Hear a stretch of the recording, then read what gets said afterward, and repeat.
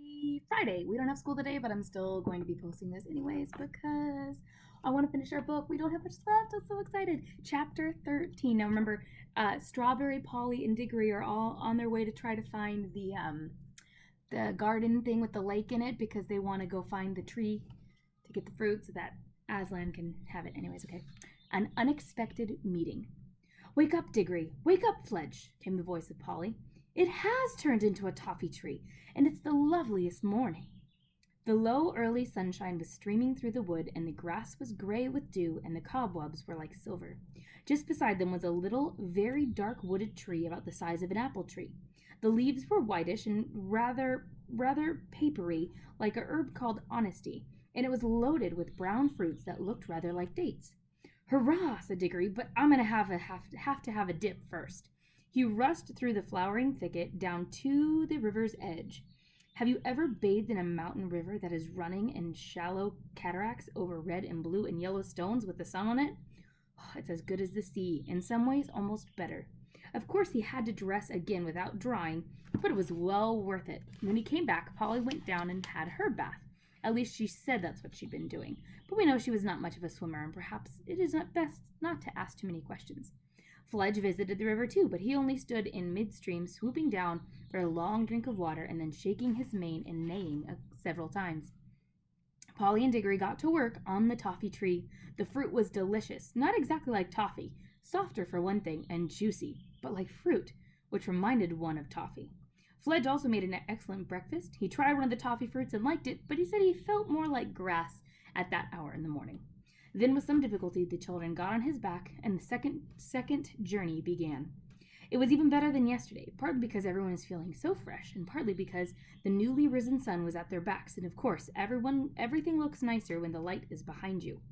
It is a wonderful ride. The big snowy mountains rose above them in every direction. The valleys far beneath them were so green, and all the streams which tumbled from the glaciers into the main river were so blue that it was like flying over gigantic pieces of jewelry. They would have liked this part of the adventure to go on longer than it did, but quite soon they were all sniffing the air, saying, "What's that? Do you smell something? And where's it coming from?" For a heavenly smell, warm and golden as if from the most delicious fruits and flowers of the world, was coming up to them from somewhere ahead. Let me see, I'm flying through the mountains. Pretty cool. I want a flying horse. "It's coming from that valley with the lake in it," said Fledge. "So it is," said Diggory. "And look, there's a green hill at the far end of the lake, and look how blue the water is." "It must be the place," said all three. Fledge came lower and lower in wide circles. The icy peaks rose up higher and higher above. The air came up warmer and sweeter every moment, so sweet that it almost brought tears to your eyes. Fledge was now gliding with his great wings spread out motionless on each side, and his hooves were pawing for the ground. The steep green hill was rushing towards them. A moment later he alighted on its slope a little awkwardly. The children rolled off and fell without hurting themselves on the warm, fine grass and stood up panting a bit. They were about 3/4 of the way up the hill and set out at once to climb to the top. I don't think Fledge could have managed this without his wings to help balance him and to give him a help of flutter now and then. All around the very top of the hill ran a high wall of green turf. Inside the wall, trees were growing. Their branches hung over the wall when their leaves showed not only green, but also blue and silver when the wind stirred them. When the travelers reached the top, they walked nearly all the way around it, outside the green wall, before they found the gates. High gates of gold, fast shut, facing due east. Up till now, I think Fledge and Polly had the idea that they would go in with Diggory, but they thought so no longer. You never saw a place which was so obviously private. You could see it at a glance that it belonged to someone. Only a fool would dream of going in unless he had been sent there on very special business. Diggory understood at once that the others wouldn't and couldn't come in with him. He went forward to the gates alone. When he came up close to them, he saw words written on the gold with silver letters, something like this: "Come in by the gold gates, or not at all. Take of my fruit for others, or forbear. For those who steal, or those who climb my wall, shall find their heart's desire, and find despair." Take of my fruit for others, said Diggory to himself. Well, that's what I'm going to do. It means I mustn't eat it myself, I suppose. I don't know what all that jaw is about the come in by the gold gates. Well, who'd want to climb a wall if you could just get in by a gate? But how do the gates open? He laid his hand on them, and instantly they swung apart, opening inward, turning on their hinges without the least noise. Now that he could see into the place, it looked much more private than ever. He went in very solemnly, looking about him. Everything was so quiet inside. Even the fountain, which rose near the middle of the garden, only made the faintest sound. A lovely smell was all around him. It was a happy place, but very serious. He knew which was the right tree at once, partly because it stood in the very center, and partly because the great silver apples with which it was loaded shone so and cast a light of their own down in the shadowy place where the sunlight did not reach. He walked straight across to it, picked an apple, and put it in his breast pocket of his Norfolk jacket. But he couldn't help looking at it and smelling it before he put it away. It would have been better if he had not. A terrible thirst of hunger came over him, and a longing to taste that fruit. He put it hastily in his pocket, but there were plenty of others. Could it be wrong to taste one? After all, he thought, the notice on the gate might have not been exactly in order. It might have been only a piece of advice, and who cares about advice? Or even if it was in order, would he be disobeying it by eating an apple? He had already obeyed the part about taking one for others. While he was thinking about all this, he happened to look through the branches towards the top of the tree. There was a branch above his head, and a wonderful bird was roosting. I say roosting because it seemed almost asleep, but not quite. It was the tiniest slit of one eye was open. It was larger than an eagle, and its breast saffron, its head crested with scarlet, and its tail purple. So you can see in the tree, and you can see the bird he's talking about right there. So if you notice, this picture is very similar to this one. On the front, and you see the color of the apples are silver. Because I know Carolyn had asked me if this was Uncle Andrew on the front of the cover, but nope, it's Diggory. Pretty cool. Okay. And it just shows, said Diggory afterward when he was telling the story to others, that you can't be too careful in these magical places. You never know what may be watching you. But I think Diggory would not have taken an apple for himself in any case. Things like do not steal were, I think, hammered into a boy's head at a good deal harder than those days than they are now. Still, we can never be certain. Diggory was just turning to go back to the gates when he stopped to have one look around. He had a terrible shock. He was not alone. There, only a few yards away from him, stood the witch. She was just throwing away the core of an apple that she had eaten. The juice was darker than you would expect, and it made a horrid stain around her mouth. Diggory guessed at once that she must have climbed over the wall, and he began to see that there might be some sense in that last line of getting your heart's desire and getting despair along with it. For the witch looked stronger and prouder than ever, and even, in a way, triumphant, but her face was deadly white as salt.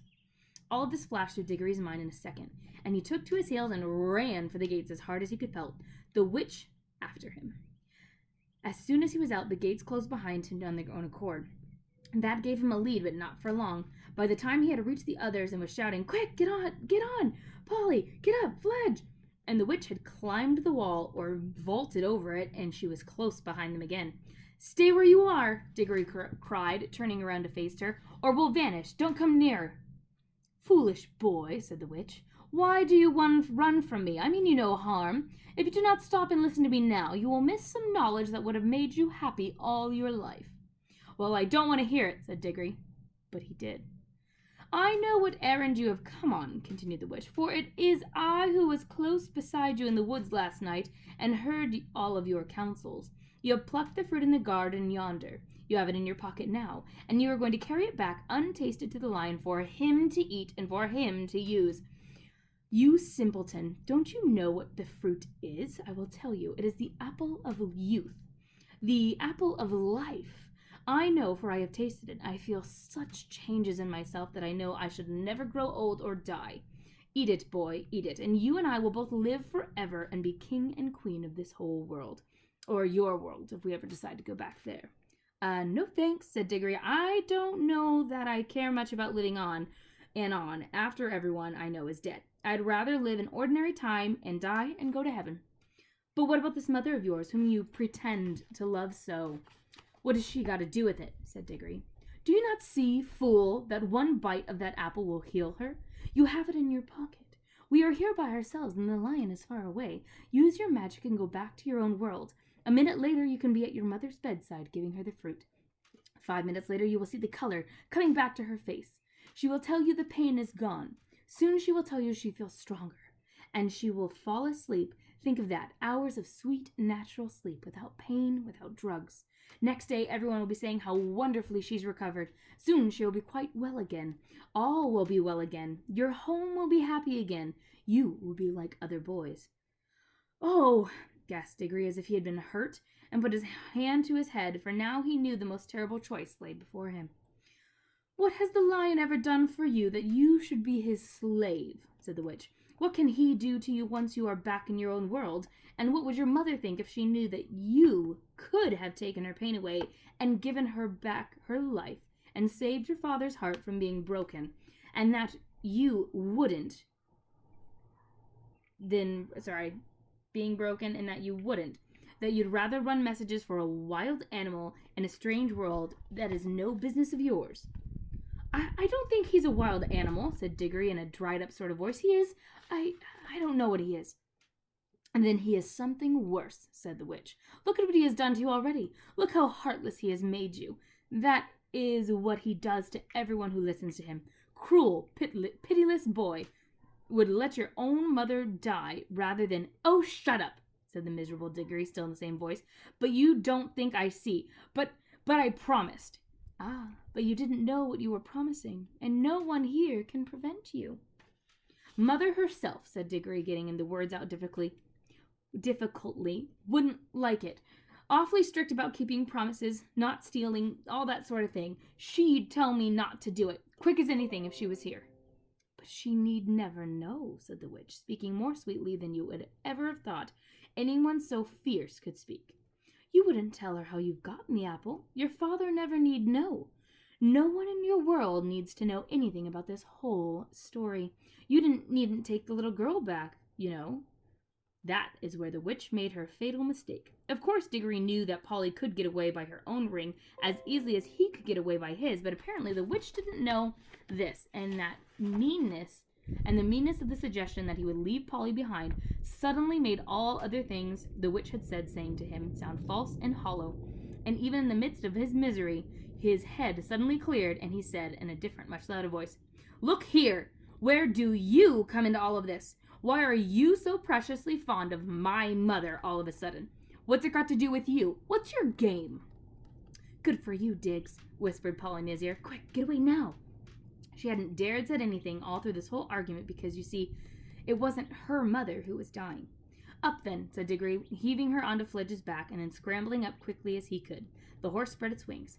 Go then, fools, called the witch. Think of me, boy, when you lie old and weak and dying, and remember how you threw away the chance of endless youth.